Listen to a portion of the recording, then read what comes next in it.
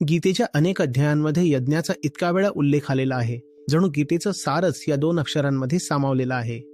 खालून वरच्या दिशेने चालत राहा, हाच यज्ञ आहे. एकदा उमजलं की एखादी गोष्ट श्रेष्ठ आहे, तर सगळं काही समर्पित करून टाका. स्वतःसाठी काहीही राखून ठेवू नका, हाच यज्ञ आहे.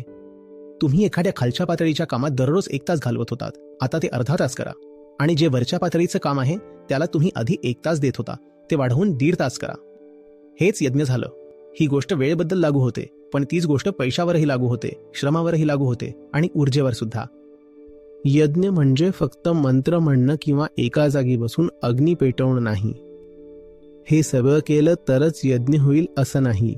वेळ, एकाग्रता, विचारशक्ती, पैसा, मेहनत हे सगळं खालच्या ठिकाणाहून उचलून वरच्या ठिकाणी लावणं म्हणजेच खरं यज्ञ. जे लोक असं करत नाहीत त्यांना श्रीकृष्ण सरळ चोर म्हणतात. जे स्वतःसाठी साठवून ठेवतात, घरात किंवा खिशात, ते चोरच आहेत.